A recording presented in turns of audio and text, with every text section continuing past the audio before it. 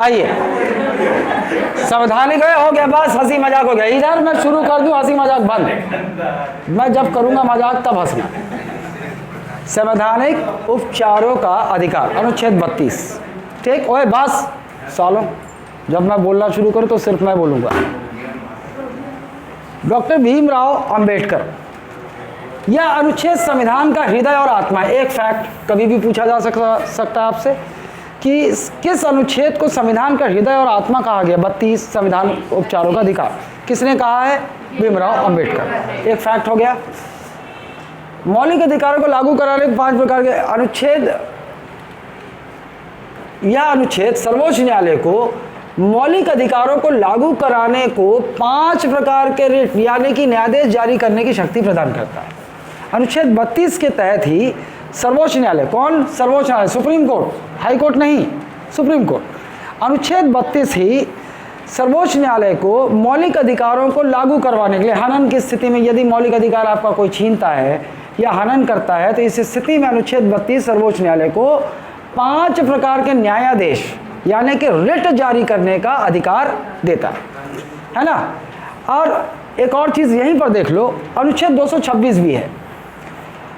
अनुच्छेद 226 के तहत उच्च न्यायालय भी मौलिक अधिकारों के प्रवर्तित कराने हेतु जारी कर सकता है। प्रवर्तित समझ में है? लागू, प्रवर्तनी, प्रवर्तित, ये सारे शब्द मैं बताता हूं जो तकनीकी रूप से इस्तेमाल करेंगे उसका मतलब तुम लोग भूल जाते हो, वहां लिखते नहीं है रे। देखो, अनुच्छेद 32 के तहत सर्वोच्च न्यायालय मौलिक अधिकारों को प्रवर्तित कराने के लिए न्यायादेश जारी कर सकता है। अनुच्छेद 226 के तहत उच्च न्यायालय मौलिक अधिकारों को प्रवर्तित यानी कि लागू कराने के लिए न्यायादेश जारी कर सकते। दोनों का अधिकार है अलग अलग अनुच्छेद में। इन दोनों में, दोनों को, हाई कोर्ट को भी अधिकार है अनुच्छेद 226 के तहत और उच्च सर्वोच्च न्यायालय को भी अधिकार है अनुच्छेद 32 के तहत। लेकिन दोनों में अंतर क्या है?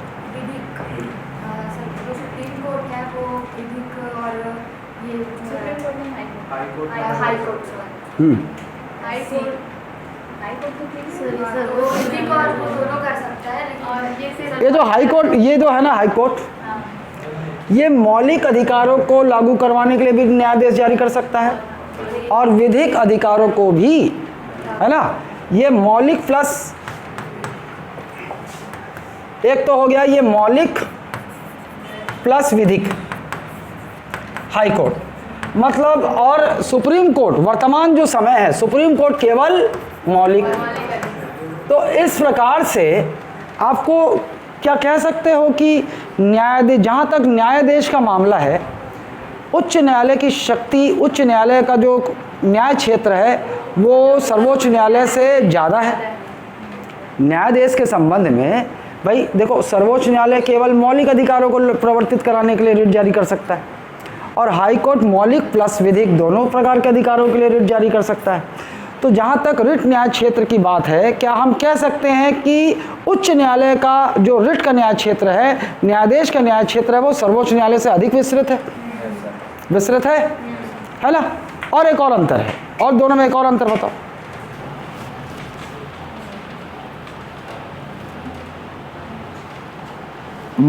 सर्वोच्च न्यायालय से मौलिक अधिकार को प्रवर्तित कराना हमारा मौलिक अधिकार है ना। 226 हमारा मौलिक अधिकार नहीं। अंतर समझ में आ रहा है भाई? मौलिक अधिकार के हनन की स्थिति में मौलिक अधिकारों को सर्वोच्च न्यायालय से प्रवर्तित करवाना हमारा एक और मौलिक अधिकार है। लेकिन अगर हम हाई कोर्ट जाते हैं तो हाई कोर्ट अनुच्छेद 226 हमारा मौलिक अधिकार नहीं।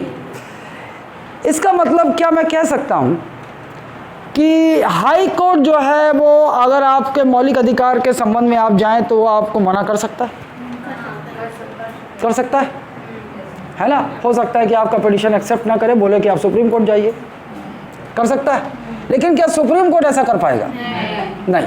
क्यों? क्योंकि अनुच्छेद 32 के तहत ये आपका एक और मौलिक अधिकार बन जाता है। यदि आपका मौलिक अधिकार का हनन हो तो आप सर्वोच्च न्यायालय अनुच्छेद 32 के तहत जा सकते हैं। क्योंकि मौलिक अधिकार अनुच्छेद 32 स्वयं, तो सुप्रीम कोर्ट मना नहीं कर सकता।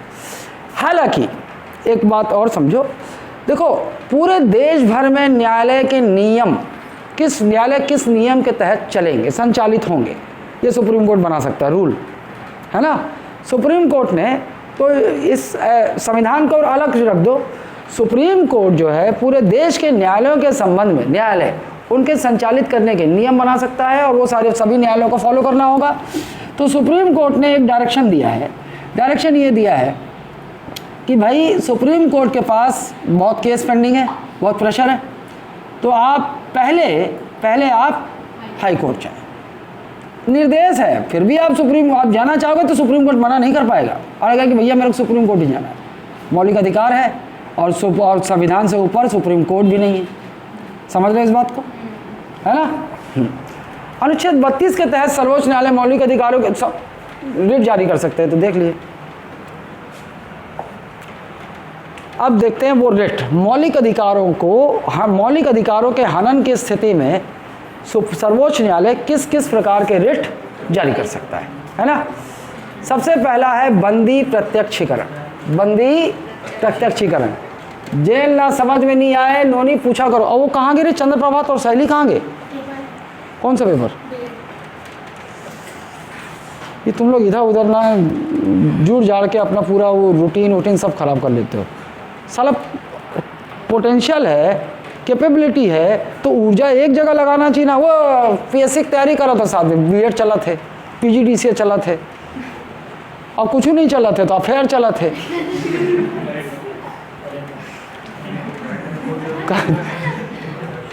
करंट अफेयर बोलते रहे होंगे, गलत समझ से है। बंदी प्रत्यक्षीकरण हैबीज कॉर्पस, असल में ये स्पेलिंग गलत है,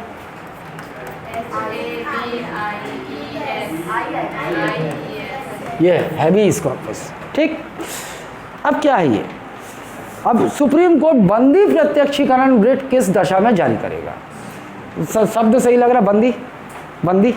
अगर किसी को बंदी बना लिया जाए तब आपके एक मौलिक अधिकार का हनन होता है।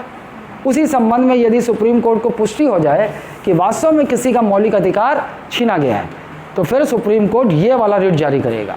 और इस रिट का अर्थ क्या होता है, को प्रस्तुत किया जाए।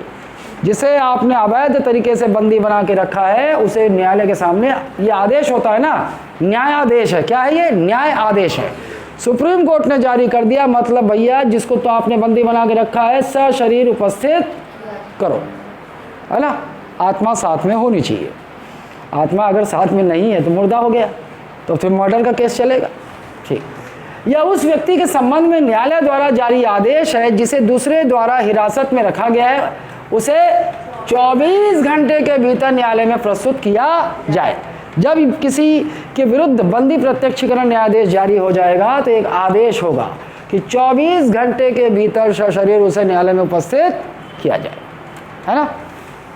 यह रिट सार्वजनिक लोक है ना, लोक अधिकारी, प्राधिकरण या निजी व्यक्ति दोनों के विरुद्ध जारी किया जा सकता है ना। जैसे पुलिस थाना हो गया एक, तो उदाहरण आपका पुलिस थाना हो गया ना, और एक निजी व्यक्ति कोई पर्सनल आपको जो है, जैसे वो लड़की अपन समारूला बंदी बना ले रही, नहीं दारू पी के आके पीटता था तो जो रस्सी लेके बांध दी खटिया में, 3-4 दिन तक खाना पीना दी ही नहीं। वो तो अच्छा हुआ कि उसकी एक्स गुजर रही थी, देख ली, पुराना प्रेम जो है जाग गया और चली गई, वो न्यायालय चली गई, सुप्रीम कोर्ट। देखो जी मेरे आशिक को बंदी बना के रखी उसकी बाई। तो फिर सुप्रीम कोर्ट ने पुष्टि किया, जांच किया, पुलिस वाले भेजे, देखा बंदी बना के रखे, हैबीज कॉर्पस रिट जारी हो गई लड़की बाई के विरुद्ध। 24 घंटे के भीतर आप प्रस्तुत करो ला, ठीक है। अच्छा, कोई भी व्यक्ति यह रिट न्यायालय में फाइल कर सकते हैं। एक और ख़ास बात, अभी हम देखेंगे कि बहुत सारे रिट ऐसे होंगे ना जिसमें पीड़ित व्यक्ति ही कर सकता है, लेकिन ये जो है कोई भी व्यक्ति फाइल कर सकता है। मतलब बॉयफ्रेंड गर्लफ्रेंड कोनो जाते देखा है बंदी बना ले तो रिट फाइल कर दिए जाके, कोनो भी कर सकते। तो इसकी खासियत बात आपको समझ में आ गई। क्या क्या पॉइंट याद रखना है आपको, बंदी प्रत्यक्षीकरण, ये इसका शाब्दिक अर्थ क्या है, को प्रस्तुत किया जाए, ठीक। और जब न्यायालय ये आदेश जारी करेगा, ये न्यायाधीश जारी करेगा तो कितने समय सीमा के भीतर न्यायालय में, 24 घंटे के भीतर।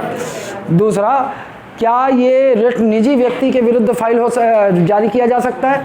बिल्कुल जारी किया जा सकता है। सरकारी प्राधिकरण, निजी व्यक्ति, सार्वजनिक लोक अधिकारी, कोई भी ऑफिशियल ऑफिस हो, थाना हो, वो समझ जाओ, और कोई व्यक्ति, इनके विरुद्ध जारी किया जा सकता है। और इस केस को मतलब इसके लिए या कौन फाइल कर सकता है या रिट? कोई भी व्यक्ति फाइल कर सकता है। ठीक।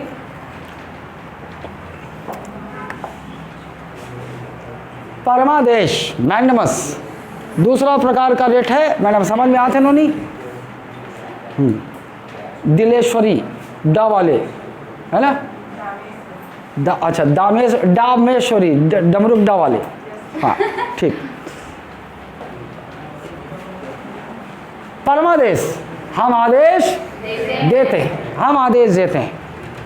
अच्छा, इसलिए इसमें सर्वोच्च न्यायालय नहीं लिखा है क्योंकि ये रिट्स हाईकोर्ट भी जारी कर सकता है ना, इसलिए लिखा, आपको समझना होगा। डेफिनेशन एक ही है, हाईकोर्ट भी परमादेश जारी कर सकता है और सुप्रीम कोर्ट भी जारी कर सकता है। चलो, यह न्यायालय द्वारा जारी किया गया एक नियंत्रण आदेश है, नियंत्रण आदेश, जिसे लोक अधिकारियों एवं न्यायिक अधिकारियों, एक कीवर्ड देखो आप, किसके किसके विरुद्ध फाइल हो सकता है? लोक अधिकारी मतलब पब्लिक ऑफिशियल, और न्यायिक अधिकारी, ये कीवर्ड हो गया।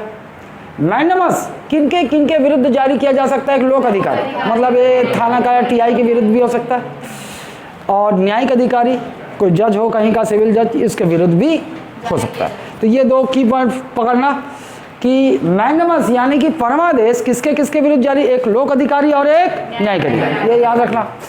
अब कब किया जाता है? देखो, उन्हें अपने कार्य या कर्तव्य को पूरा करने हेतु कहा जाता है। मान लो कोई भी लोक अधिकारी, कोई भी अधिकारी या न्यायिक अधिकारी जो उसका कर्तव्य है, उस पद का जो कर्तव्य है, यदि वो नहीं निभा रहा है ना, जैसे मान लो आप कोनो पटवारी जो है ओकर काम है का, वो सब क्या बोलते होला, ऋण पुस्तिका, ये सब कोई नहीं कर रहा है ना, तुम्हारा घुमा रहा है ना, जाओ चले जाओ सुप्रीम कोर्ट, है ना।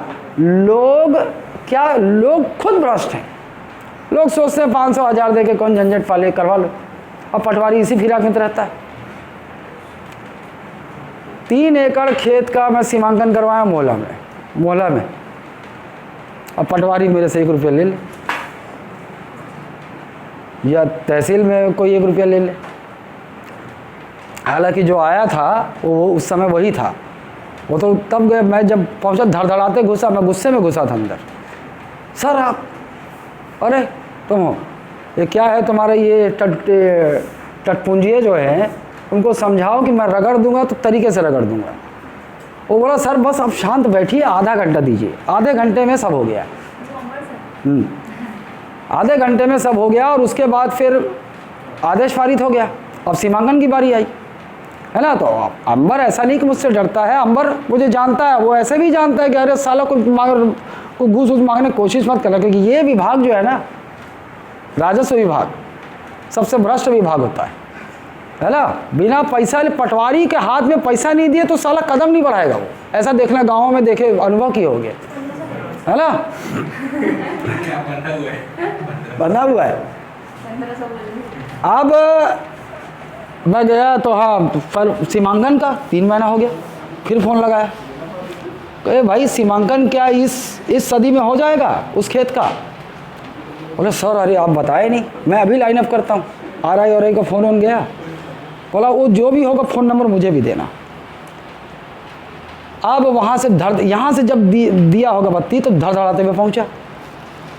अब ओकर बाद ये वो बहुत खर्चा वाला काम है, ये सब ऐसा जब भूमिका बनाने लगा तो मैं सुन, भूमिका ना बना, 1 रुपया तेरे को नहीं मिलेगा, तो काम कर, तेरे को चाय पिलाऊंगा बाहर, और काम तो तोर बाबूजी करी, और आज ही होना चाहिए। वो मत सोचना मेरे को तो 2-4 दिन घुमा लेगा, काली आवे परसों आवे, ये हो, आज ही होगा। और फटाफट वो भाषा से भी समझ जाते हैं। यदि आप जिस तरह से आप बात करोगे ना, तो उससे भी उनको डर लगता है कि यार ये साला ये रगड़ने वाला आदमी है। और वो ये भी समझ जाते हैं कि ये उतना जागरूक नहीं है, ये घुमा फिरा के परेशान होकर पैसा देगा।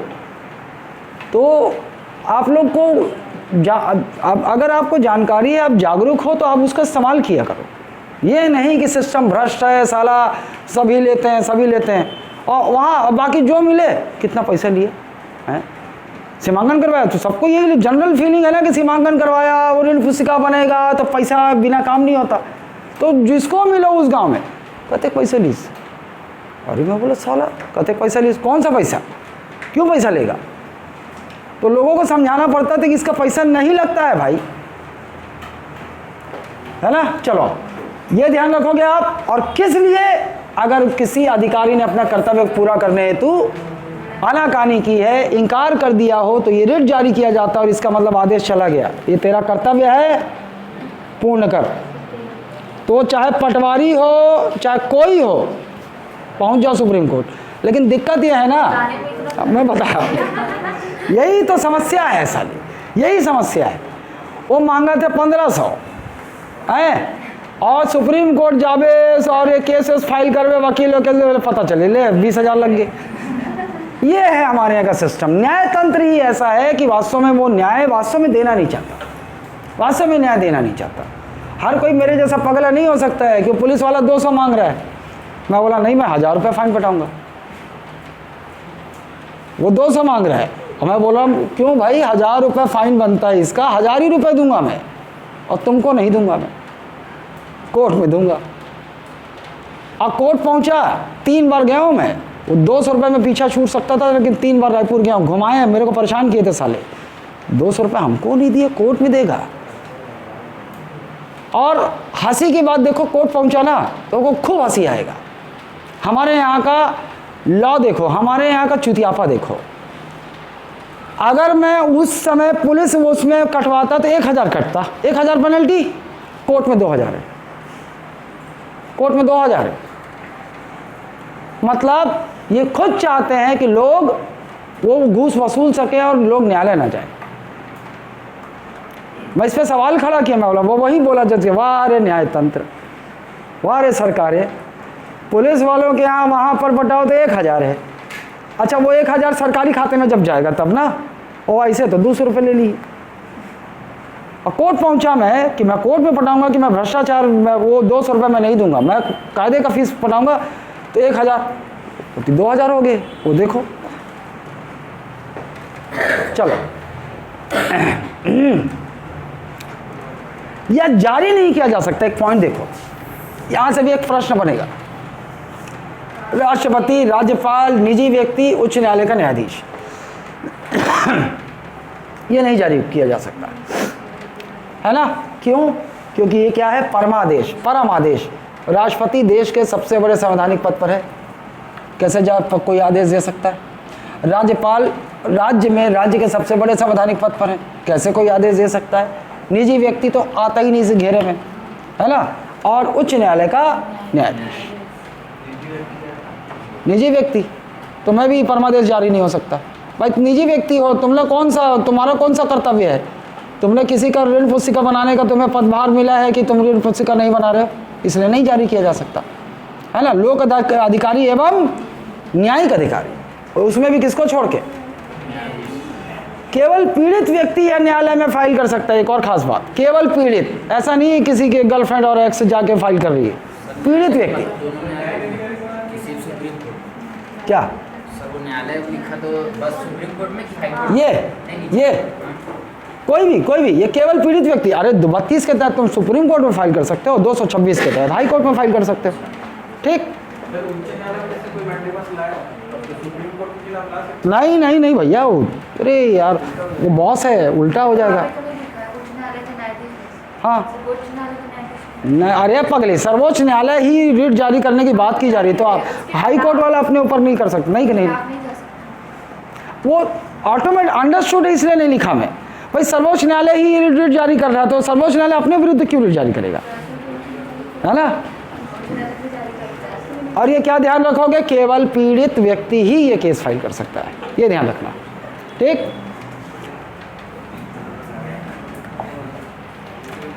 प्रतिषेध, प्रोहिबिशन, प्रतिषेध, प्रोहिबिशन, रोकना, है ना। प्रतिषेध समझ गए, शब्द में ही रोकना।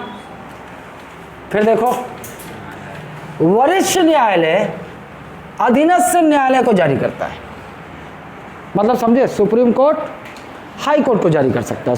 सुप्रीम कोर्ट का अधीनस्थ हाई कोर्ट है ना, और हाई कोर्ट से अधीनस्थ ही आपके ये सेशन कोर्ट ये सब, तो हाई कोर्ट भी ये रिट जारी किसको कर सकेगा, अपने से नीचे न्यायालय को। सुप्रीम कोर्ट अपने से नीचे मतलब हाई कोर्ट को जारी कर सकता है, समझ गए इसको।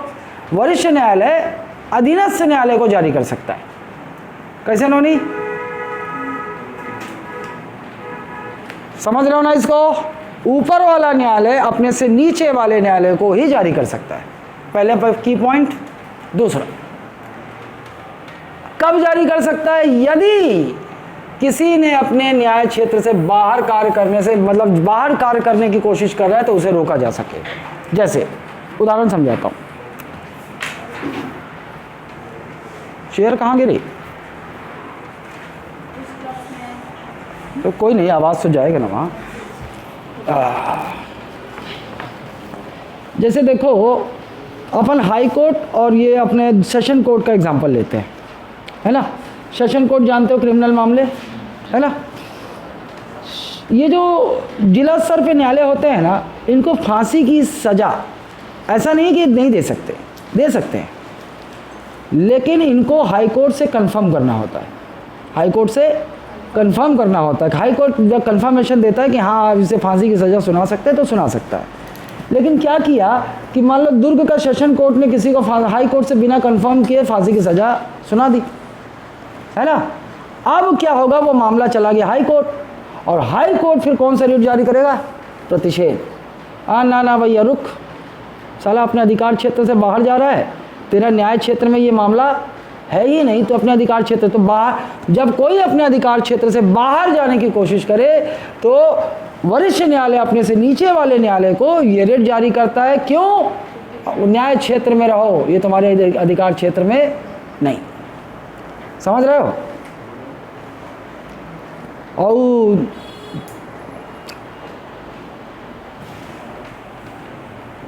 समझ गया ना, सर्वोच्च न्यायालय किसको, उच्च न्यायालय को, उच्च न्यायालय जिला, या न्यायिक या अर्ध न्यायिक संस्था के विरुद्ध जारी किया जा सकता है। शब्द सुने हो कभी, अर्ध न्यायिक है, न्यायिक तो समझ गए, अर्ध न्यायिक नहीं समझ में आया होगा।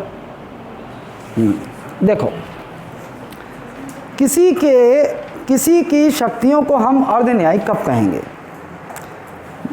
भाई न्यायालय करने का काम न्यायालय का है ना, न्याय करने का काम न्यायालय का है, दंड देने का काम न्यायालय का है ना, ये न्यायालय के कर्तव्य है। संविधान ने जो निश्चित किया हुआ है ये न्यायालय कर्तव्य है। लेकिन कुछ और ऐसे अधिकारी या पद हैं जो न्यायाधीश तो नहीं है, लेकिन फिर भी कई मामलों में वो न्यायालय की तरह कार्य करते हैं, न्यायालय की तरह कार्य करते हैं। जैसे आपका एसडीएम है ना, जैसे आपका डीएम, जो कलेक्टर होता है उसे हम डीएम कहते हैं, डिस्ट्रिक्ट मजिस्ट्रेट। और डिस्ट्रिक्ट मजिस्ट्रेट उसे क्यों कहा जाता है, देखो अंग्रेज़ों के ज़माने में भी कलेक्टर का पद था। उस समय ना इनको न्याय करने की भी शक्ति थी, न्याय भी कर सकते थे यही कलेक्टर, ठीक। लेकिन ना आज़ादी के बाद हमने क्या किया कि जो डीएम होता है ये न्यायालय का काम है। तुम केवल राजस्व मामले में न्याय कर सकते हो, पेनल्टी लगा सकते हो, दंडित कर सकते हो। समझ रहे हो। जो कलेक्टर होता है वो न्यायाधीश तो नहीं है, वो तो प्रशासनिक अधिकारी है, लेकिन इसके बावजूद राजस्व मामले में वो न्यायालय की तरह भूमिका में रहता है। देखना, बोलते हैं एसडीएम कोर्ट बोलते हैं, डीएम कोर्ट बोलते हैं ना, सुने होंगे। इसलिए राजस्व मामले में वो न्यायाधीश की तरह लगता है कि हमें न्यायाधीश की तरह कार्य कर रहा है राजस्व मामले में, इसलिए वो डीएम की वो शक्ति कैसी शक्ति हो गई, अर्ध न्यायिक। न्यायाधीश नहीं है, लेकिन कुछ मामलों में न्यायालय की तरह शक्ति है, इसलिए अर्ध न्यायिक। समझे कि नहीं समझे। तो सिर्फ रेवेन्यू वाले में ही होता है। हाँ, केवल रेवेन्यू का मैटर रहता है उनके पास। तहसीलदार में तो हाँ रहता है, हाँ ठीक। आओ, केवल पीड़ित व्यक्ति फाइल कर सकता है, केवल पीड़ित व्यक्ति, है ना, जो मतलब जिसका मामला हो भाई, जिसके मामले में जो है अधिकार क्षेत्र उसका मामला है, उसके केस की सुनवाई में उसके अधिकार क्षेत्र से बाहर जाए, पीड़ित व्यक्ति फाइल कर सकता है, ठीक। ओकर एक्स ओकर वाई नहीं कर सके, विधायिका कार्यपालिका के विरुद्ध जारी नहीं किया जा सकता और निजी व्यक्ति। किसके किसके विरुद्ध जारी नहीं किया जा सकता? विधायिका और कार्यपालिका। ठीक, क्यों? क्योंकि भैया संविधान ने स्पष्ट कर दिया है विधायिका का काम है विधि बनाना, ये कोर्ट इंटरफेयर वहाँ नहीं कर सकती, और कार्यपालिका का कार्य है जो विधायिका विधि बनाए उसे लागू करवाना, कोर्ट इंटरफेयर नहीं कर सकती। इसका मतलब ये मत सोचो कि ये अपनी मनमानी कर सकते हैं और कोर्ट इंटरफेयर कभी नहीं कर सकती। न्यायिक समीक्षा आ जाएगा, न्यायिक समीक्षा वाला मुद्दा आ जाएगा भी कि भैया सुप्रीम कोर्ट हो या हाई कोर्ट हो, वो यदि कोई विधायिका यदि कोई कार्यपालिका अपने संविधान की परिधि से बाहर जाकर कार्य करे, यानी कि कोई विधायिका कोई ऐसी विधि बना दे जो संविधान के विरुद्ध हो, कार्यपालिका कोई ऐसा आदेश जारी करे जो संविधान के विरुद्ध हो, तो फिर न्यायपालिका मतलब सुप्रीम कोर्ट और हाई कोर्ट अपनी न्यायिक समीक्षा की शक्ति के तहत उसकी समीक्षा कर सकते हैं, उस आदेश की या उस विधि के संवैधानिकता की जांच कर सकते हैं, और यदि पुष्टि हो जाए कि फलाना विधि या फलाना आदेश संविधान का उल्लंघन कर रहा है, तो फिर न्यायालय सुप्रीम कोर्ट हो या हाई कोर्ट हो अपनी न्यायिक समीक्षा की शक्ति के तहत फलाना विधि को फलाना आदेश को असंवैधानिक करार देते हुए शून्य घोषित कर सकते हैं। क्लियर है? अगले टेस्ट में नंबर आएगा। बच्चे हैं? शादी अभी भी हुई का? कतक महीना हो गया? 10 महीना। पुराना हो गया पति। हाँ, और क्या, केवल 2 महीने पति पत्नी नए नए होते हैं, उसके बाद पुराने हो जाते हैं। मेरी बीवी बोलती है कितना 4 साल पुराना हो गया। चलो, ये क्लियर है? उत्प्रेषण शर्शरी है ना, उत्प्रेषण प्रमाणित होना या सूचना देना, इसका शाब्दिक अर्थ। ठीक, या किसी वरिष्ठ न्यायालय द्वारा, फिर से वही आ गया, वरिष्ठ न्यायालय किसको? अधीनस्थ न्यायालय। अधीनस्थ न्यायालय या न्यायिक निकाय को ना, जैसे ट्रिब्यूनल भी होता ना, ट्रिब्यूनल सुने हो ना भाई, वो न्यायालय तो नहीं होता लेकिन वो उसको उस तरह की शक्ति होती है, तो इसीलिए उसको बोल रहा है वो न्यायिक निकाय, अधिकरण। ठीक, अपने न्याय क्षेत्र या अधिकारिता से बाहर जाने से रोकने के उद्देश्य से जारी किया जाता है। यदि अधीनस्थ न्यायालय, एक जैसा लग रहा होगा तुमको, ये उत्प्रेषण और प्रतिषेध एक जैसा लग रहा है ना? दोनों में एक बारीक सा अंतर है। वहाँ पर उसने अपने न्याय क्षेत्र से बाहर जा चुका है वो रोकने के लिए, और यहाँ पर अभी गया नहीं है, जाने वाला है। रुक जा, ये तेरे न्याय क्षेत्र से बाहर है। ठीक, और क्या होगा? और एक और चीज़ कि भैया तेरे न्याय क्षेत्र का है ही नहीं, फाइल एक काम कर, हाईकोर्ट भेज। या मान लो हाईकोर्ट अपने न्याय क्षेत्र से बाहर जा रहा है, सुप्रीम कोर्ट जारी करेगा, तो उच्च न्यायालय बोलेगा भैया तेरे न्याय क्षेत्र में नहीं, वो केस फाइल सुप्रीम कोर्ट भेजो। तो क्या होगा कि वो केस फाइल ट्रांसफ़र करवा लिया जाएगा, हस्तांतरण करवा लिया जाएगा। आदेश जारी कर सकता है कि केस फाइल भी तुम्हारे न्याय क्षेत्र का नहीं है, भेजो। समझ रहे हो? वही लिखा है। कैसे डामेश्वरी?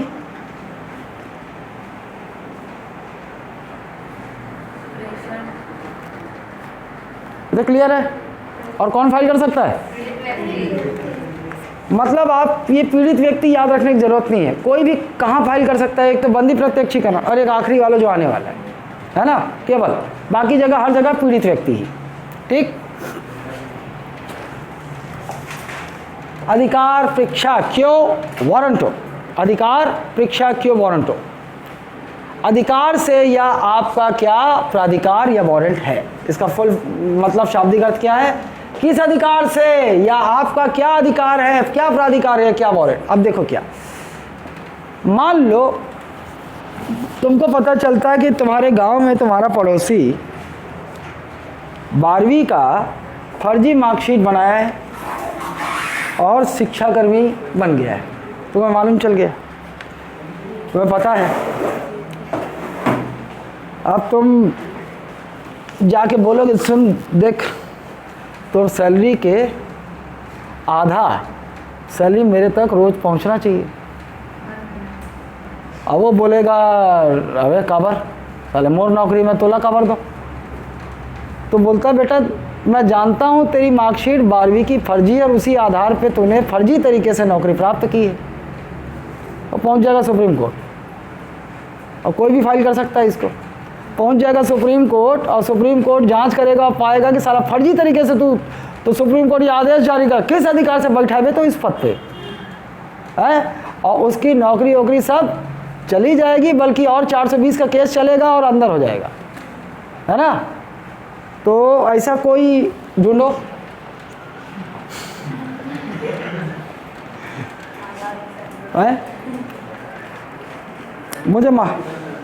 मुझे मालूम था 3-4 लोग, एक समय शिक्षा कर्मी की भर्ती निकली थी परसेंटेज बेस पे, बहुत सारे लोग फर्जी एकदम 85%, 88% मार्कशीट बनवाए थे और बड़े आराम से, कोई पकड़े नहीं गया और नौकरी भी पा गया।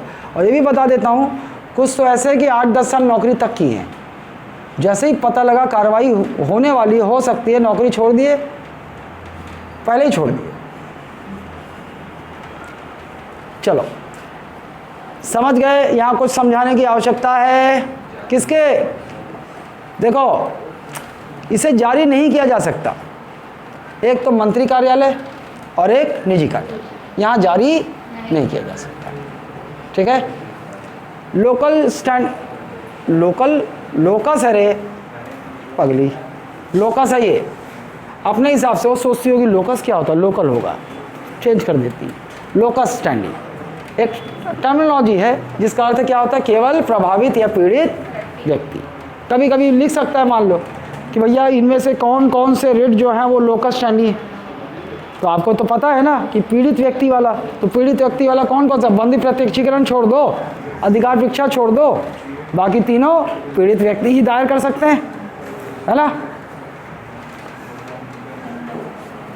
पता नहीं क्यों मेरे को लग रहा है डामेश्वरी तो ध्यान और जगह है, कहाँ है? पतिदेव याद आ रहे हैं? तोर शादी कितना समय हुई? 5 महीना पुराना हो गया रे, अब याद मत करे कर। मतलब ऐसा नहीं बोल रहा हूँ कि नया पति खोजो, पति वही रहने दो, है ना, पति वही रहने दो, पत्नी वही रहने दो। जब मेरी पत्नी जब भैया 20 साल पुरानी हो जाए, 25 साल पुरानी हो जाए, तो नई पत्नी थोड़ी ना हुआ, घास साग भाजी थोड़ी है, मोर पत्नी है, मोर माई है। आओ अन्य महत्वपूर्ण तथ्य, और करे से अपन बाइक में ज़्यादा ध्यान मत करे कर। सर्वोच्च न्यायालय अनुच्छेद 32 और उच्च न्यायालय अनुच्छेद 226 के तहत मौलिक अधिकारों के संबंध में रिट जारी कर सकता है, पता है आपको। उच्च न्यायालय का रिट क्षेत्राधिकार सर्वोच्च न्यायालय से ज्यादा वृहद है, समझ चुके हो आप, क्योंकि सर्वोच्च न्यायालय केवल मौलिक अधिकारों के संबंध में रिट जारी कर सकता है, जबकि उच्च न्यायालय मौलिक तथा विधिक अधिकार दोनों के संबंध में जारी कर सकता है।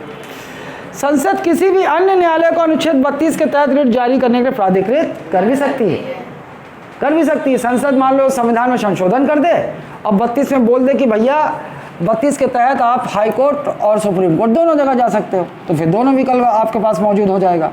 फिलहाल आपके पास अनुच्छेद 32 के तहत सुप्रीम कोर्ट है और अनुच्छेद 226 के तहत हाई कोर्ट है, ठीक। रिट इंग्लैंड से लिया गया, एक और चीज़ खास बात, कहाँ से लिया गया है? लिया गया जहाँ उन्हें विशेषाधिकार रिट कहा जाता है, सामान्य सा फैक्ट है, खत्म हो गई बात।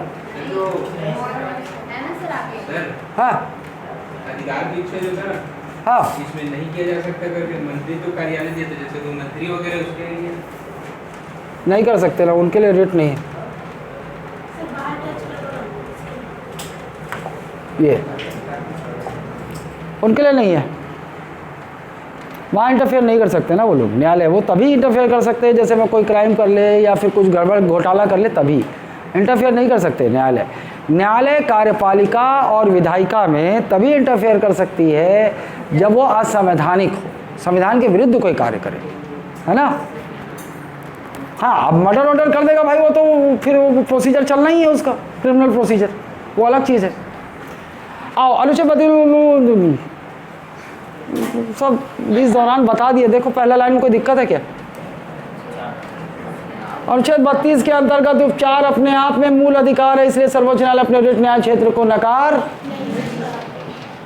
क्योंकि अनुच्छेद 32 तो स्वयं एक मौलिक अधिकार है, तो सर्वोच्च न्यायालय मना नहीं कर सकता, लेकिन हाईकोर्ट कर सकता है। वो बोलेगा भाई तो मौलिक अधिकार नहीं, मैं बहुत बिजी हूँ, होती जा। अनुच्छेद 226 के तहत उपचार विवेक के अनुसार है, इसलिए उच्च न्यायालय अपने ऋण संबंधित न्याय क्षेत्र को नकार सकता है, नहीं काट सकता, नहीं आएगा, ये नहीं होगा, कर सकता है।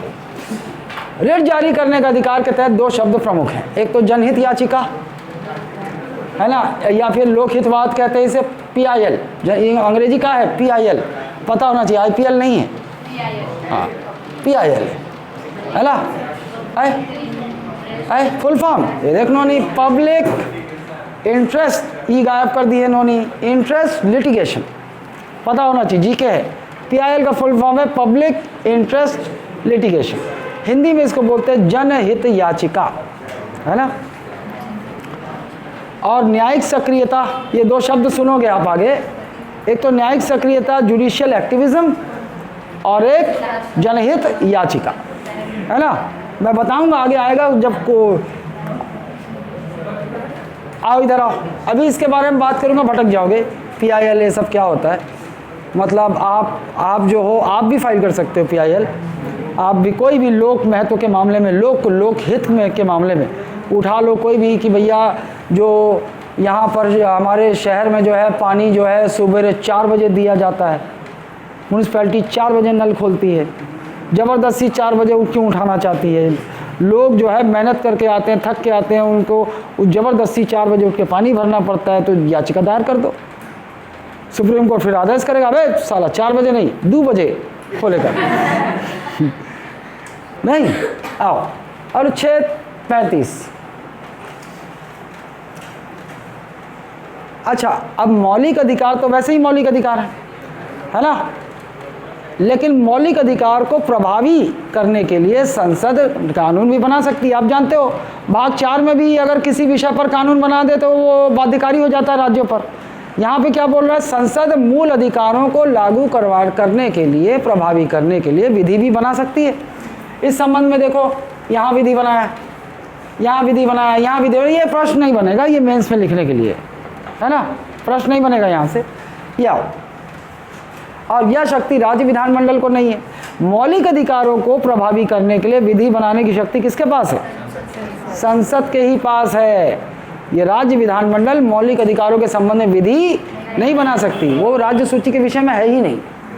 ठीक है, क्लियर है कि नहीं? जेन ला जहाँ समझ में नहीं आए पूछे करो रे। मूल अधिकारों के अपवाद, अब मौलिक अधिकारों के कुछ अपवाद देख लो।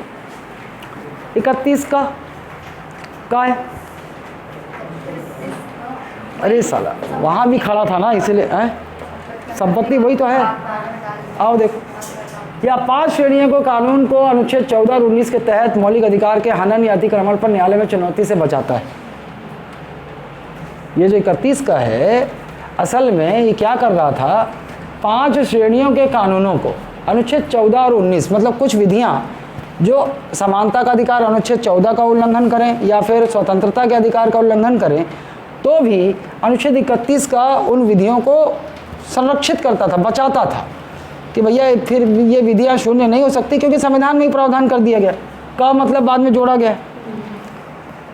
जैसे कानून, जैसे कृषि कानून, भूमि, उद्योग, वाणिज्य से संबंधित वे निम्नलिखित हैं। राज्य द्वारा संपदाओं का अधिग्रहण और संबंधित अधिकार, है ना। राज्य द्वारा संपत्ति के प्रबंधन का दायित्व संभालना, निगमों का सम्मिश्रण, निगमों के शेयर धारकों निर्देशकों का अधिकार का पुनर्निर्धारण या समाप्ति, खनन पट्टे, है ना। फालतू है, मतलब यहाँ तक जाएगा नहीं। अगर मुझसे पूछोगे कि सर पीटी में क्वेश्चन पूछने के इस यहाँ से संभावना कितनी, तो मैं बोलूँगा 1%। तो फिर अगर 1% बोल दिया तो तुमको क्या करना चाहिए? माथा फोड़ना चाहिए? हाँ, माथा नहीं फोड़ना चाहिए। जब भी लेकिन गुजरो ऐसे एक बार गुजर जाओ। अनुच्छेद 31 खा,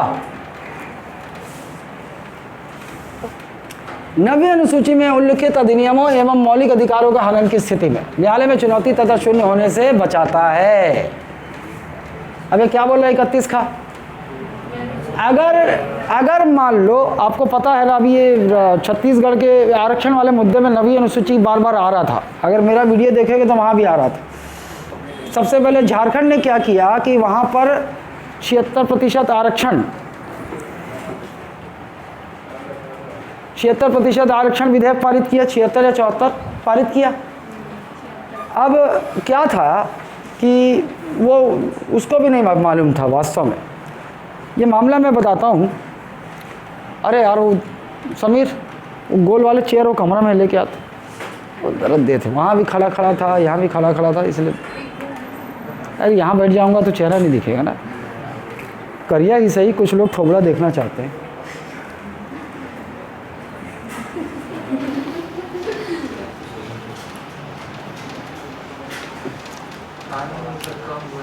है विस्तृत रूप से मैं बताता हूँ, तुम लोग के मतलब ये ज्ञान खुलेगा यहाँ से। देखो करंट से जोड़ो, क्योंकि यही सब तुमको पता है। ये तुम मेंस में तो तुम्हें समझ में आएगा कि मुद्दे आ गए तो तुम्हें कैसे करंट से जोड़ना है, क्या लिखना है, वही प्रभावकारी उत्तर बता देता है। देखो हुआ ये कि हमारे संविधान में 12 अनुसूचियाँ हैं। 12 में से हम किसकी बात कर रहे हैं? 9वीं अनुसूची। ठीक, अब देखो पहला संविधान संशोधन 1951 में जोड़ा गया था। ये पहली बात। 9वीं अनुसूची, क्योंकि मूल संविधान में कितनी अनुसूचियाँ थी? 8, 9, 10, 11, 12 बाद में जोड़ा गया है। तो 9वीं अनुसूची कब जोड़ी गई? पहला संविधान संशोधन अधिनियम 1951। ठीक, क्या किया गया कि संसद ने कोई विधि बनाई या राज्य विधानमंडल ने कोई विधि बनाई, ठीक, उसे अगर 9वीं अनुसूची में डाल दिया जाता तो फिर न्यायालय उसकी न्यायिक समीक्षा नहीं कर पाता, भले ही वो विधि आपके मौलिक अधिकारों का हनन कर रही हो। ये व्यवस्था थी पहले। 9वीं अनुसूची का जो अवधारणा था वो यही था, है ना। जैसे जमींदारी अधिनियम और ये सब, जब भारत आज़ाद हुआ तो भैया एक एक के पास 1000 दो हजार एकड़ खेत, ये सही नहीं था तो वो बंटवारा किया गया। हालांकि वो भी बहुत चालाकी से कर लिए, अब नौकर बीवी के बहिनी सबका ऐसे बांट के रख लिए कि इससे ज़्यादा खेत नहीं रख सकता एक आदमी। तो जमींदारी उन्मूलन ये सब अधिनियम इसी में 9वीं अनुसूची में रखे गए। अच्छा, राज्य भी अगर कोई विधि पारित करता है तो वो केंद्र को अगर निवेदन करे और केंद्र चाहे तो उसे 9वीं अनुसूची में डाल सकता है। राज्य अपनी मर्जी से नहीं डाल सकता। जैसे काका बीच में बात कर रहे थे कि भैया एक तो राज्यपाल इसे हस्ताक्षर कर दे और उसके बाद इसे 9वीं अनुसूची में डाल दिया जाए। लेकिन झारखंड के सीएम और छत्तीसगढ़ के सीएम दोनों ही एक बात से अनजान हैं। क्या है मामला? क्या है? ये व्यवस्था थी जब से 9वीं अनुसूची डाली गई, व्यवस्था यही थी। लेकिन वाई के सबरवाल पीठ ने, सर्वोच्च न्यायालय के वाई के सबरवाल पीठ ने ये निर्णय दिया कि भैया 9वीं अनुसूची का संसद, केंद्र सरकार और राज्य सरकारें दुरुपयोग करती हैं। एक तो ऐसी विधि बनाती हैं जो मौलिक अधिकारों का उल्लंघन करती हैं, और हमसे बचने के लिए कि हम उसे असंवैधानिक करार ना दे दें तो आप 9वीं अनुसूची में डाल देते हो। तो उसने डिसीजन दिया कि 24 अप्रैल 1973 क्या 73 है ना, सही याद आ रहा, ठीक है, बुद्धि ठीक है।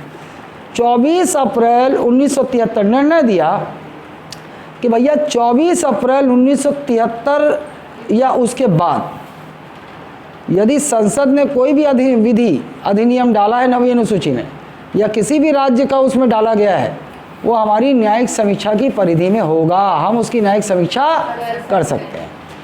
24 अप्रैल 1973 से पहले जो भी 9वीं अनुसूची में विधियाँ डाल दी गई हैं उसकी तो हम न्यायिक समीक्षा नहीं करेंगे। लेकिन 24 अप्रैल 1973 की तारीख से अब जो भी उसमें 9वीं अनुसूची में डाला जाएगा उसकी न्यायिक समीक्षा हम कर सकते हैं। ठीक है। अब ये झारखंड वाले सीएम सोचा कि मैं 74% आरक्षण के विधेयक ला पारित कर दे हूँ, तो लागू अगर कर देता तो फिर कोई भी चैलेंज कर सकता था कोर्ट में। और भाई इंदिरा साहनी केस में सुप्रीम कोर्ट ने, मंडल केस जो पॉपुलरली जाना जाता है, सुप्रीम कोर्ट ने कह दिया है ना 50% से ज़्यादा आरक्षण नहीं हो सकता, असंवैधानिक है। तो भैया कोई राज्य 50% से अधिक का आरक्षण कैसे दे दिया? तो फिर कोई चुनौती दे देता, तो फिर हाई कोर्ट में जाता, तो हाई कोर्ट बोलता भैया सुप्रीम कोर्ट का वर्डिक्ट है 50% से अधिक आरक्षण असंवैधानिक है तो ये रद्द करो भाई, कानून असंवैधानिक है, ये कानून रद्द हो जाएगा, आरक्षण वास्तव में मिलेगा ही नहीं। यही दांव कका खेलिस। देखिए झारखंड वाले दांव खेला थे तो कका महू दांव खेलता हूँ। ST ला 32%, OBC ला 27%, ऐसे ऐसे करके 4% सवर्ण ला मिला दिस और कर दिस आरक्षण विधेयक पारित कर दिस 76% के। अब 76% के आरक्षण विधेयक विधानसभा में पारित हो गए। भाई राज्यपाल का हस्ताक्षर होगा तभी तो कानून बनेगा। असल में वो क्या था कि आरक्षण विधेयक में संशोधन विधेयक था, वो जो हमारे यहाँ आरक्षण की व्यवस्था थी ना, उस विधि में संशोधन करने के लिए वो विधेयक आया था। राज्यपाल, अब राज्यपाल कौन? भाजपाई। भाई केंद्र में जिसकी सरकार है उसी के व्यक्ति, उसी के पार्टी के समर्थन वाले ही राज्यपाल होते हैं। अब अनुसुईया उइके जी को कोचक दिया हूँ ऊपर से ना, नो नहीं साइन नहीं करना है ना। राज्यपाल ऐसे नहीं बोले हुई, राज्यपाल महोदया हस्ताक्षर अयती होती घुमा थे वह। और काका इंतजार कर रहे थे, बार बार तारीफ कर रहे थे, राज्यपाल महोदया ऐसी हैं वैसी हैं कि हस्ताक्षर कर दे। वाह, मतलब ऊपर से जब आया ही तो करूँ, तो फिर बाद में ऐसा तर्क दे दी, उल्टा पुल्टा तर्क दे रही है। मारे मैं तो हाँ बोली थी, लेकिन मुझे लगा केवल आदिवासियों को आरक्षण बढ़ेगा इसलिए मैं हाँ बोली थी, ये तो सबका बढ़ा दिया तो मैं नहीं करूँगी। ये कौन सा बेतुका बयान नहीं था ये, मैं तो आदिवासियों का बस बोली थी, ये सबका बढ़ा दिया तो नहीं करूँगी। मैं बोला ले अब तो ऐसे लटका ही। अब लटका लटक के 3-4 महीना हो गया, भेज दिस अनुसुईया के जिला अलग जगह भेज दिस, नवा आगे। अब नवा आगे काका की उम्मीद बढ़ी कि नवा करी, और नवा वाले बोले नहीं करो भाई, नहीं करो, है ना, नहीं हो इस। अब काका लॉलीपॉप पकड़ा है 76% आरक्षण के, 80% छत्तीसगढ़ के आबादी OBC और ST है। यही दांव खेले हैं लुभाने का कि दूसरी बार भी जीत जाऊं, है ना, और छत्तीसगढ़ की दुर्गति अपन कर देते हैं दूसरी बार भी। वास्तव में भाजपा हो या कांग्रेस, कोई जो है सदगति नहीं करने वाला है, दुर्गति ही होगी, है ना। अब उनके अपने तिजोरियां स्विस अकाउंट भर रहा होता है नहीं। और यहाँ तो भैया ऐसा है कि पहले बोलते थे कि भाई पढ़ाई लिखाई कर नहीं तो गोबर बेचेगा, अब साला रोजगार हो गया है, बताओ गोबर खरीदा जा रहा है। और शिक्षित जो है उनके लिए रोजगार की व्यवस्था नहीं है, लेकिन जो गोबर बिनने लायक है ले वो गोबर बिन तो रोजगार देवा था, है ना। तो ये मुद्दा था। अगर हस्ताक्षर मान लो भाजपा कोई राजनीतिक समीकरण बनाती है तो उधर से सिग्नल आएगा कर दे, राज्यपाल हस्ताक्षर कर देंगे तुरंत, कका इला भुनाई आरक्षण लागू कर दे हो, है ना, बधाई हो। अब सभी भाई आरक्षण एक ऐसी चीज़ है, सब चलता, सब खुश, पता चला कका जिंदाबाद, कका ला वोट चला जाते OBC ST पूरा, कका जीत गए फिर। लेकिन ऐसा भाजपा चाहेगी क्या? ऐसा भाजपा नहीं चाहेगी। केंद्र में है भाजपा, भाई उसकी भी तो नज़र है कि यहाँ से कुर्सी गई है दोबारा आए, तो भाजपा पूरा राजनीतिक गेम खेलेगी, जो मैं 9 दिसंबर को ही वीडियो में समझा दिया, और वही जैसा जैसा बोला था वैसे वैसे चल रहा है। भाजपा क्या करेगी? 2 चीज़ें कर सकती है। एक अहम समय पर जब ये कका बार बार बोलेंगे ना, भाई मैं आरक्षण दे रहा हूँ लेकिन भाजपा नहीं करने दे रही, ऐसा ही बोलेंगे कका ना, और भाजपा बोलेगी कि असंवैधानिक है ये हो नहीं सकता, कका केवल लुभा रहे हैं मतदाताओं को, दोनों एक दूसरे पर ऐसे ही आरोप प्रत्यारोप करेंगे। तो भाजपा को लगेगा कि हम कमज़ोर हो रहे हैं, हमारे पास कोई मुद्दा नहीं है, वैसे भी मुद्दा नहीं है उनके पास, गोबर खरीद के और किसान मन ला खुश रखे ना, तो होगा ये, तो उधर से सिग्नल आएगा और राज्यपाल महोदय उस दिन फटाक से हस्ताक्षर कर देंगे। अगले दिन भाजपा कोई व्यक्ति हाईकोर्ट पहुंच जाएगा, केस लगा देगा 76% असंवैधानिक, फिर वो कोर्ट में फंस जाएगा, फिर कोर्ट बोलेगा, कोर्ट तुरंत सुनवाई करेगा, क्यों 58% जब असंवैधानिक है तो 76% कैसे संवैधानिक हो जी, ओला रद्द कर दी। और बाद भाजपा बोली देखा बघेल है मूर्ख बनाई सब जनता मल्ला छत्तीसगढ़िया मल्ला, आरक्षण नहीं मिल सके, आरक्षण के धोखा दी, ऐसा वैसा माहौल बनाने की कोशिश करेगी। और उसी समय OBC और ST गुस्से में रहेंगे, आरक्षण दे के छीन ले, मिठाई मतलब ऐसे दे के छीन ली, गुस्से में रहेंगे ना तो माहौल बनेगा, नहीं देने का कल वोट एक बार, और भाजपा को बोलेगी अरे गुस्सा मत हो, हमन देवो, जब हमन सरकार आई हमन करवाबो, और वो भी जनता चूतिया बन जाएगी। जो कका नहीं कर सकता वो ये भी नहीं कर सकते, लेकिन जनता ऐसे ही मूर्ख बनती है। मामला समझे पूरा? ये देखो 2007 कोयलो केस, सर्वोच्च न्यायालय ने कहा कि अनुसूची में सम्मिलित विधियों का न्यायिक समीक्षा से उन्मुक्ति प्राप्त नहीं, एक केस है उन्मुक्ति प्राप्त नहीं हो सकती। इस केस में कहा 24 अप्रैल 1973 के बाद, अच्छा सब तो लिखा हुआ है सामने साला, मैं कोयलो है रे, नहीं कोयलो है, नहीं वो फिर गड़बड़ हो गया, उसको ये सुधारो। ये है पगड़ी, कोयलो COELHO ऐसा है वो कोयलो केस। 24 अप्रैल 1973 के बाद नवी अनुसूची में सम्मिलित विधियों को चुनौती दी जा सकती है। नवी अनुसूची में राज्य विधानमंडल के अधिनियम और विनियमन है जो भू सुधार एवं जमींदारी व्यवस्था से संबंधित है।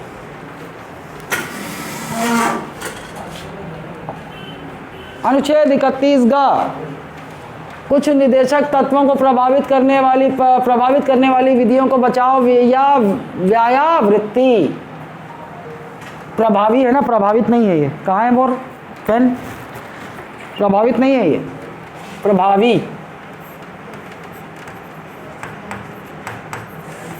करने वाली विधियों का बचाव है। जैसे आपको पता है कि अगर संसद चाहे भाग 4 वाला तो राज्यों के ऊपर है, वो लागू करें या ना करें उनके ऊपर है। लेकिन मान लो भाग 4 का कोई प्रावधान है, जो हम पढ़ेंगे भी आगे, भाग 4 का कोई प्रावधान है और उसको बाध्यकारी बनाना है सरकार को, केंद्र सरकार को, कि सभी लोग इसको पालन करें, तो फिर वो विधि बना सकती है। आपको पता है संसद, जैसे समान कार्य के लिए समान वेतन, ये भाग 4 में है, लेकिन राज्यों को ऊपर छोड़ा गया है कि राज्य समान कार्य के लिए समान वेतन को अपने राज्य में प्रभावी करें या ना करें। तो इस कड़ी में कुछ राज्य जो है उसी पद में महिलाओं को कम वेतन देते थे, पुरुषों को ज़्यादा देते थे, भेदभाव था, ये लैंगिक भेदभाव। तो मामला सामने आया कि भैया अनुच्छेद 15 का उल्लंघन है। अनुच्छेद 15 क्या बोलता है? धर्म, जाति, लिंग, वंश और जन्म के स्थान के आधार पर भेदभाव आपका मौलिक अधिकार है। पहुंच गई एक ढंग लेडी, मोर मौलिक अधिकार के उल्लंघन हुआ थे, सेम पद पे सेम काम करत हो हैं, और टोला ला ज़्यादा देवत हो और मोला कम देवत हो, तो फिर हो गया। सुप्रीम को बोला हाँ भैया अनुच्छेद 15 का उल्लंघन है ये, ठीक। अब देखो यहाँ क्या बात हो रही है, निदेशक तत्व भाग 4 के प्रावधान, कुछ उनको लागू करने के लिए जो विधियाँ बनाएगी संसद, उनको भी न्यायिक समीक्षा से बचाव करने के लिए ये प्रावधान किया गया। 31 क्या है देखो, कोई भी कानून अनुच्छेद 25वां संविधान संशोधन अधिनियम से क्या जोड़ा गया, देखो क्या लिखा है, कोई भी कानून हायर लेवल है, तुमको ये भी बता रहा हूँ, UPSC तक जाता है, PSC में लटके झटके ही मिलेगा ये। लटके झटके जो मिलता है ना, वो एक क्वेश्चन बहुत डिफरेंस पैदा करता है, अगर आपको पता है तो। कोई भी कानून अनुच्छेद 29 तथा 29 में निर्दिष्ट समाजवादी निदेशक सिद्धांतों को लागू करने में यदि अनुच्छेद 14 और अनुच्छेद 19 के तहत मौलिक अधिकारों का हनन करता है तो वो कानून अमान्य घोषित नहीं होगा।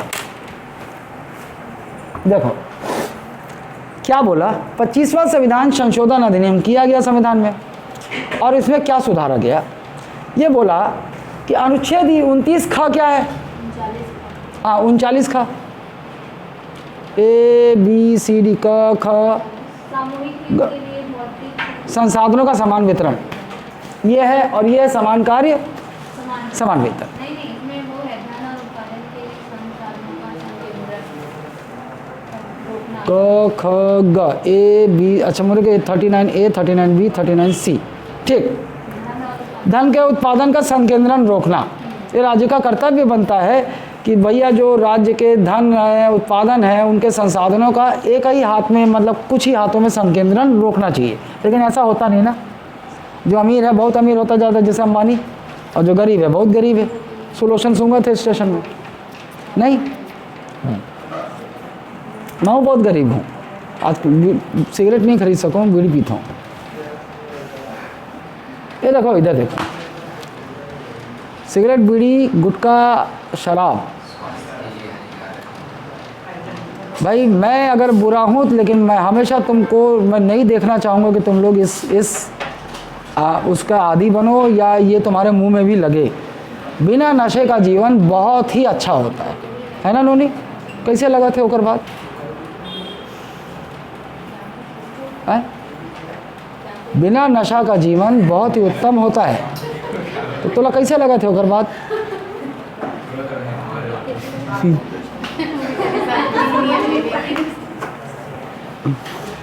नहीं करना, इससे तुम्हारा स्वास्थ्य भी अच्छा होगा, धन की हानि भी बचेगी, और लोग जो गरियाएंगे देखो फलाने का बेटा फलाने की बेटी सिगरेट पीती है दारू पीती है, उससे भी बचोगे, है ना? मैं तो उस बुरे दौर में मेरे मुंह में लग गया साला, उसके बाद छूटा ही नहीं है? मैं ये नहीं बोलता कि भाई तुम ये बहुत बुरी आदत है मेरे अंदर, लेकिन भाई मैं तो प्रमोट नहीं करूँगा। मेरे सामने अगर कोई मान लो कोई ऐसा व्यक्ति आ जाए जो नशा ना करता हो, मेरे मुंह से कभी नहीं निकलेगा कर ले यार, एक बार कर ले, एक बार कर ले, नहीं। मैं उसके भाई उसके कॉन्सिक्वेंसेस जानता हूँ। मैं तो उसको बोलूँगा अबे साला नहीं मुंह में लगा, भाग यहाँ से, दूर ही रहना इससे, ठीक? ये क्या बोल रहा है कि 29 खा, और इसको हम जान जाएंगे ना, पढ़ेंगे आगे।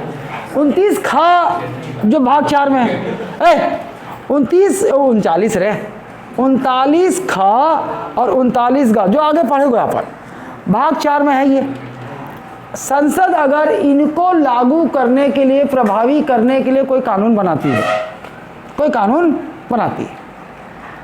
अब भाग 4 के इनको लागू करने के लिए संसद ने विधि बनाई, लेकिन वो विधि अनुच्छेद 14 और 19 को उल्लंघन कर रही कहीं ना कहीं, 14 और 19 का। तो ऐसी विधियां इस दशा में असंवैधानिक घोषित नहीं होंगी। यही सुधार किया गया है 25वें संविधान संशोधन अधिनियम।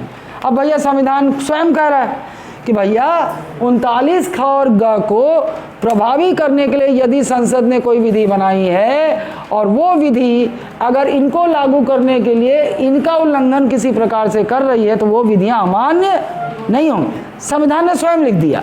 बाकी अगर कोई और अनुच्छेद होगा, उसको लिए कोई विधि बनाई और उसने 14 और 19 का उल्लंघन किया तो वो कानून अमान्य हो जाएंगे, असंवैधानिक हो जाएंगे। क्लियर है कि नहीं? तोला कहोगे रे बल्लभ एकदम ऐसे बैठा है जैसे खो गया है, आए याद कर रहा है।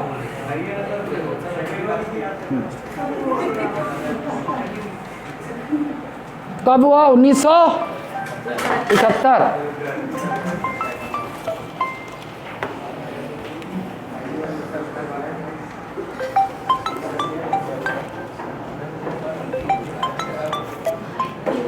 That's it.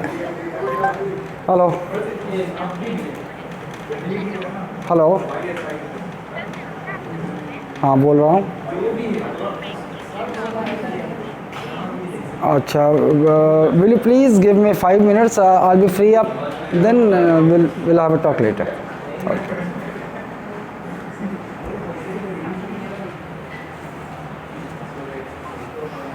हाँ, क्लियर है? भाग 3 के बाहर अन्य अधिकार। एक और यहां से क्वेश्चन बन सकता है भाई, भाग 3 में जो अधिकार हैं वो आपके मौलिक अधिकार हैं, भाग 3 में जो भी है। लेकिन ऐसा नहीं है कि संविधान ने अधिकार केवल भाग 3 में ही बताए हैं। भाग 3 के अलावा भी इधर उधर आपको अन्य कुछ अधिकार मिलेंगे, जैसा 265 भाग 12 में मिलेगा। अनुच्छेद 265 क्या है? विधि के प्राधिकार के बिना किसी कर को अधिरोपित या संग्रहित नहीं किया जाना, ये अधिकार है। मतलब बिना कोई विधि के कोई भी मनमाने ढंग से कोई कर लगा नहीं सकता, वसूली नहीं कर सकता, आपका एक अधिकार है ना? लेकिन क्या ये मौलिक अधिकार है? नहीं, भाग 3 में तो नहीं है, ये विधिक अधिकार है। भाग अनुच्छेद 300 का देख लो, भाग 12, ये तो जानते ही हो आप, संपत्ति का अधिकार है ना।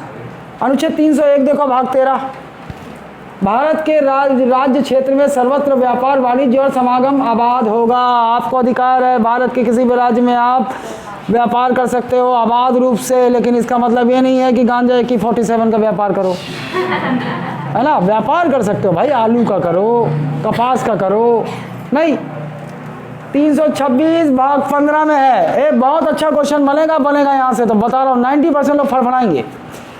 भाग 15 में है 326। और क्या है ये? लोकसभा और राज्यों के विधानसभाओं के लिए निर्वाचित वयस्क मताधिकार के आधार पर होंगे। आपको मत देने का अधिकार यही है, लेकिन कहाँ कहाँ मत देने की बात की है इसने? लोकसभा और विधानसभा चुनाव में, राज्य विधानसभाओं के चुनाव में यही 2 जगह होता है ओपन, यहाँ आप चुनाव कर सकते हैं। और ये अधिकार आपको संविधान के किस अनुच्छेद में मिला?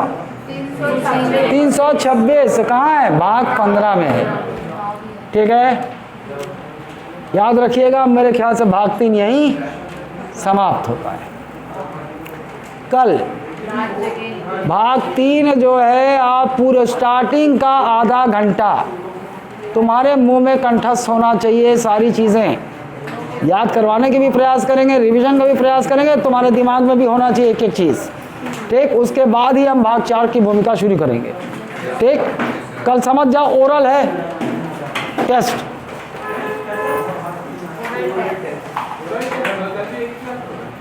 अबे साला ओरल है, आज क्लास शुरू करने से पहले पूछूंगा मैं, और कल जो गायब हो गया 100 रुपया फाइन है।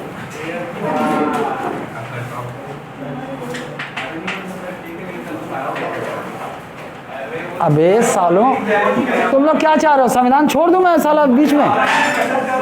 अरे बे वो हो हाँ, केबीसी सुनो, केबीसी में मैसेज क्यों नहीं कर रहे हो बे? जियो वाले हैं? जियो सिम नहीं है? अबे तो एयरटेल से सोनी लिव ऐप डाउनलोड करके कर दो सालों। हैं? अगर अपने लिए कर रहे हो तो कोई बात नहीं, कोई है जो अपने लिए नहीं कर रहा है? अपने लिए नहीं कर रहा तो करो ना भाई। तू क्यों नहीं कर रही रे? पग पगली, तू की रे? अपने लिए की है? नहीं, अपने लिए कर सकते हो, पूछो तो मैं तरीका भी बताऊंगा, लेकिन नहीं कर रहे हो तो मेरे लिए करो ना एंट्री।